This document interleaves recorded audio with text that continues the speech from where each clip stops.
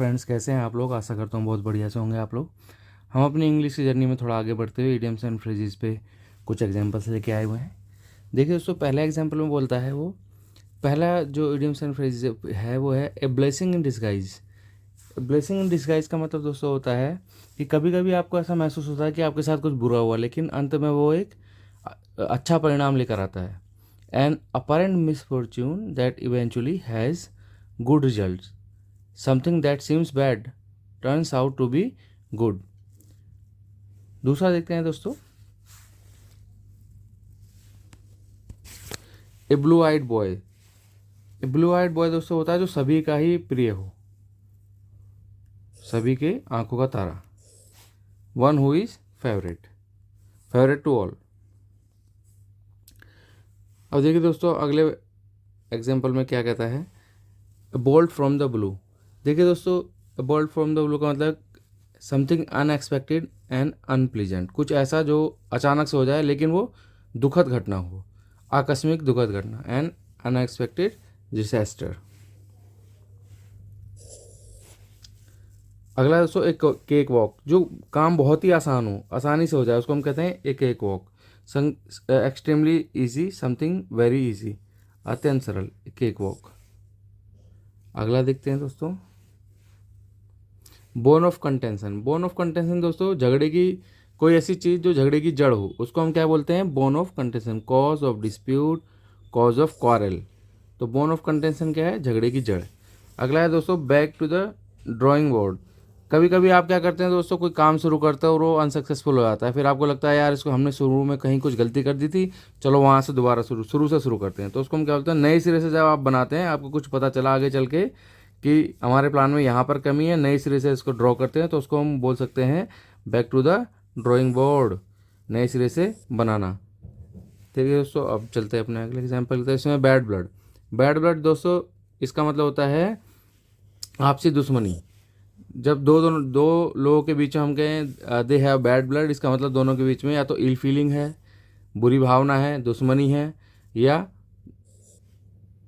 Angry feeling है, उनके बीच में गुस्से की भावना है, एक दूसरे में आपस में एनिमिटी है, शत्रुता है। तो हम उसको किससे डिनोट करते हैं, बैड ब्लड से। अगला है बैड हैट्स। बैड हैट्स मतलब बुरे चरित्र वाले व्यक्ति।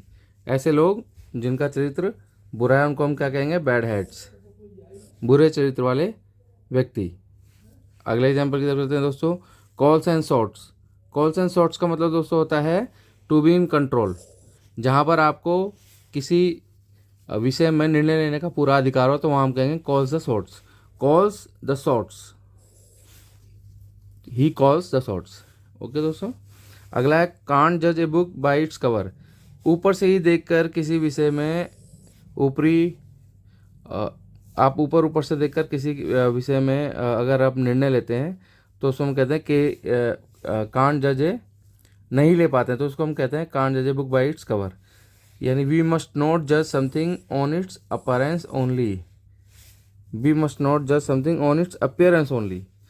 जैसा वो दिख रहा है उसको देखकर ही हमें उस पर निर्णय नहीं लेना है। केवल बाहरी दिखावे से पूर्वानुमान नहीं लगाना, पूरी तरीके से तथ्यों को जानकर तब निर्णय लेना। तो उसके अपोजिट अगर हम सीधे बाहरी मतलब कम जानकारी या सुपरफिशियल नॉलेज के साथ अगर हम कोई डिसीजन लेते हैं, तो उसको कहेंगे जज a book by its cover only. आगे चलते हैं दोस्तों, डेड सेट अगेंस्ट, यानी कि पूरी तरीके से विरोध करना, पूरी तरीके से विरोध करना। डेड सेट अगेंस्ट, डिसअप्रूव करना किसी को। डाई हार्ड का मतलब दोस्तों अनविलिंग टू चेंज, जो बिल्कुल ही हटी है, वो झुकने वाला नहीं है, उस कोई बदलाव लाने के लिए प्रतिबद्ध नहीं है या इच्छुक नहीं है, तो उसको हम कहेंगे डाई हार्ड। या नहीं किया जा सकता, जिसको जल्दी से झुकाया नहीं जा सकता, वो डाई हार्ड है। ओके दोस्तों, हम चलते हैं कुछ वर्ड्स पर जिनका मीनिंग बताएंगे और उनके जो सबसे क्लोजेस्ट सिनोनिम्स है उसको बताएंगे। पहला है दोस्तों कैंडिड। कैंडिड का मतलब होता है स्पष्ट। कैंडिड का मतलब स्पष्ट, और इसको फ्रैंक या ऑनेस्ट, स्पष्ट वक्ता भी होता है कैंडिड, फ्रैंक या ऑनेस्ट। इंसोलेंट माने असभ्य, डिसरेस्पेक्टफुल या रूड। ऑब्सीन माने अश्लील होता है, इंडिसेंट कह सकते हैं इसको। बारन यानी बांझ, इनफर्टाइल जो उपज ना करती हो, वो इसके काफ़ी करीब, अनप्रोडक्टिव जो कोई प्रोड्यूस ना दे पाए, उत्पादन ना दे पाए, उसको भी हम बारन कह सकते हैं। अपरेंट स्पष्ट, इसका जो सिनोनिम सबसे क्लोज है वो ओबियस। डूबियस माने संदिग्ध, इसका जो सबसे क्लोज सिनोनिम है वो डाउटफुल। आगे चलते हैं दोस्तों। देखिए दोस्तों, यहाँ पर है एरुडाइट। एरुडाइट विद्वान, स्कॉलरली या लर्नड। इम्पेकेबल त्रुटिहीन, जिसमें कोई कमी ना हो, फ्लॉलेस या फॉल्टलेस। आगे चलते हैं दोस्तों। परसुएड, परसुएड में राजी करना या मना लेना, कन्विंस कर लेना। कॉक्स, टर्बुलेंट माने दोस्तों होता है अशांत, वायलेंट या एजिटेटेड। जब दोस्तों हवाई जहाज आसमान में उड़ रहा होता है और हवाओं की वजह से या मौसम की वजह से उसमें जो हलचल पैदा होती है उसको हम टर्बुलेंस बोलते हैं, अशांत। तो उसका जो यहाँ पर सबसे क्लोज मीनिंग दे रहा है सिनोनिम्स में वो है वायलेंट या एजिटेटेड।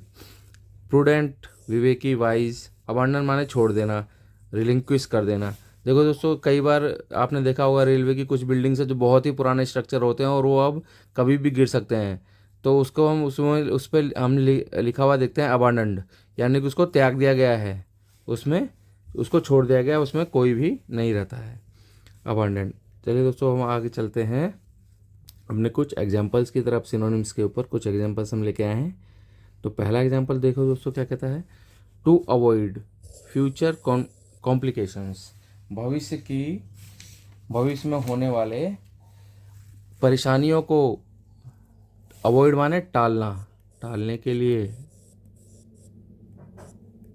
लिए the boundaries between neighbours should be properly defined. Defined माने निर्धारित करी जानी चाहिए, परिभाषित या निर्धारित, परिभाषित।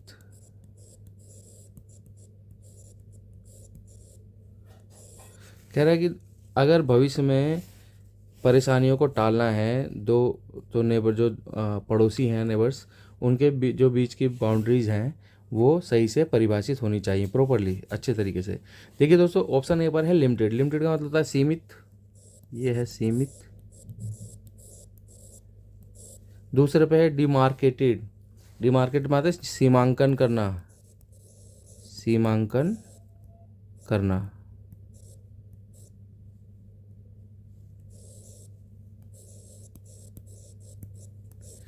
सी पर है एक्सप्लेन, व्याख्या करी। ये बिल्कुल ही व्याख्या की, मतलब को डिफाइन नहीं करा है। और इंटरप्रिटेड माने भी दोस्तों किसी के अर्थ को समझाना, अर्थ को समझाना।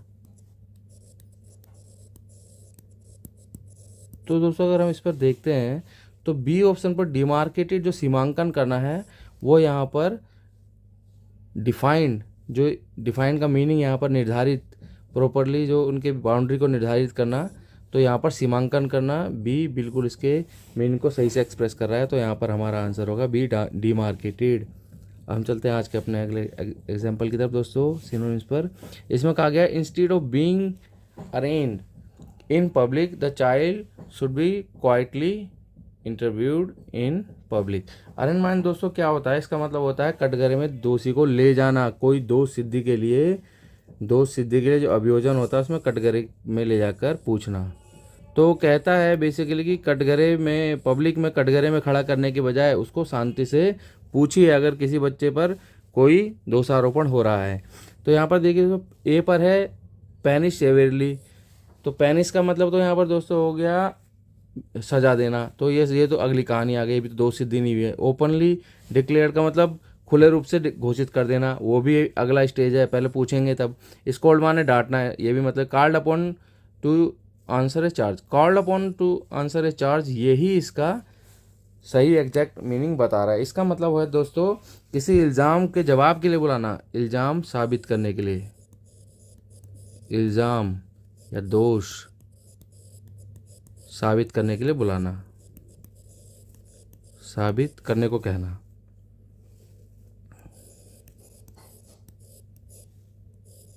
करने को कहना या बुलाना।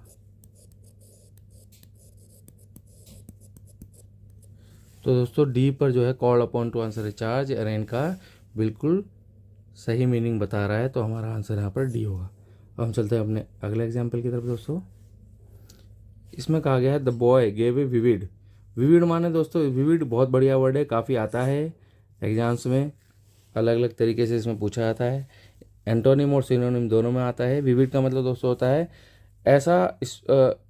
ऐसा जवाब देना या चित्रण करना या ऐसे समझाना या बताना कि जैसे वो कोई जिस चीज़ के बारे में आप बता रहे हो वो सजीव हो जाए, ऐसा प्रभाव हो जाए कि वो सजीव जैसी लगने लगे, सजीव जैसा, सजीव विवरण। वैसे इसका मतलब होता है स्पष्ट, vivid. Gave a vivid description, the boy gave a vivid description of all that happened. उसने जो घटनाएं घटी उसका कैसा वर्णन किया, सजीव वर्णन किया। ए पर है ब्रिलियंट। ब्रिलियंट का मतलब दोस्तों बहुत चमकीला, अगर वस्तु के बारे में बात करें, चमकीला। चमकीला कैसे, बहुत चमकीला। या अगर हम घटना के बाद व्यक्ति के बारे में बात करें तो होगा बुद्धिमान, कुशाग्र बुद्धि वाला, कुशाग्र बुद्धि वाला। बी पर दोस्तों फ्रेश यानी ताज़ा है, इससे कोई मतलब नहीं है इसका। एक्सप्लेनेटरी, एक्सप्लेनेटरी का मतलब दोस्तों हो गया कि जो व्याख्या हो, जिसमें व्याख्या युक्त।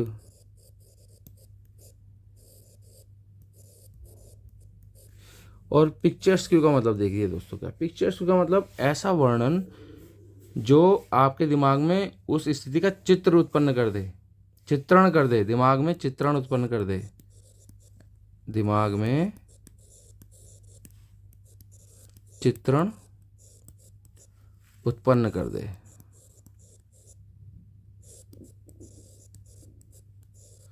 ऐसा विवरण। तो देखिए दोस्तों विविड जो पहले बताया सजीव विवरण, और यहाँ पर जो डी पर है पिक्चर्स क्यू, जिसका मतलब है कि ऐसा वर्णन जो दिमाग में आपके चित्रण उत्पन्न कर दे, घटना कैसे घटी होगी उसका चित्रण लग जाए। तो डी जो है वो विविड को, पिक्चर्स क्यू विविड को पूरी तरीके से यहाँ पर एक्सप्लेन कर रहा है। तो यहाँ पर हमारा आंसर होगा डी, पिक्चर्स क्यू। देखिए दोस्तों चलते हैं हम अपने अगले एग्जाम्पल की तरफ। इसमें कहता है रिलायबल। रिलायबल माने दोस्तों होता है भरोसेमंद। क्या है, विश्वसनीय, जिस पे आप भरोसा कर सकें। Reliable friend is gift of God. ये कह रहा है भरोसेमंद जो दोस्त है वो भगवान का उपहार होता है। डिपेंडेबल माने भी दोस्तों क्या होता है, भरोसेमंद। तो यहाँ ए पर जो ऑप्शन ए पर वर्ड है डिपेंडेबल, वो रिलायबल को पूरी तरह से एक्सप्रेस कर रहा है। फिर भी हम अपने बाकी जो ऑप्शन पे वर्ड हैं उनका मीनिंग जान लेते हैं। ट्रू माने सच्चा होता है, हेल्पफुल माने ऐसा दोस्त जो आपके मददगार हो, मददगार। और ऑनेस्ट माने ईमानदार, ईमानदारी बढ़ता है आपकी दोस्ती में। लेकिन डिपेंडेबल जो है, भरोसेमंद और रिलायबल बिल्कुल एक दूसरे को पूरी तरीके से रिप्लेस कर रहे हैं। तो यहाँ पर ऑप्शन ए पर जो आपका वर्ड है डिपेंडेबल, वो रिलायबल को पूरी तरह से रिप्लेस करेगा, यही आंसर है। चलते हैं अपने अगले एग्जाम्पल की तरफ दोस्तों। यहाँ पर क्या था, the teacher felt that the student lacked discrimination in the study of his data. देखिए दोस्तों बहुत इंपॉर्टेंट एग्जाम्पल है यहाँ पर, इसको गहराई से समझना बहुत ज़रूरी है। देखिए दोस्तों पहले हम देख लेते हैं ये कहना क्या चाहता है। कहता है कि शिक्षक ने महसूस किया, felt that the student lacked, छात्र जो है उसमें कमी थी। लैक्ड माने कमी होना, किसी चीज़ की कमी होना। क्या कमी थी उसमें, discrimination in the study. Discrimination माने दोस्तों क्या है, दो व्यक्ति या वस्तुओं के बीच में अंतर को समझने की जो सामर्थ्य है, अंतर समझने का जो सामर्थ्य है वस्तु या व्यक्ति के बीच में, अंतर समझने का सामर्थ्य, वो उसमें कमी थी, वो एबिलिटी उसमें नहीं थी, अंतर समझने का सामर्थ्य।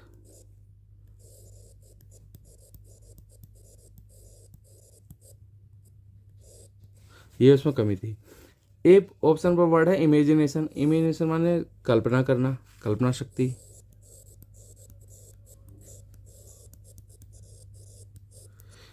बी पर दोस्तों है गुड टेस्ट, इसका मतलब सुरुचि। इसका भी यहाँ कोई मीनिंग स्पष्ट नहीं हो रहा है। सी का ऑब्जेक्टिविटी, विषय वस्तु निष्ठा या निष्पक्षवाद, विषय या वस्तुनिष्ठता या विस्पष्ट ऑब्जेक्टिविटी, निष्पष्ट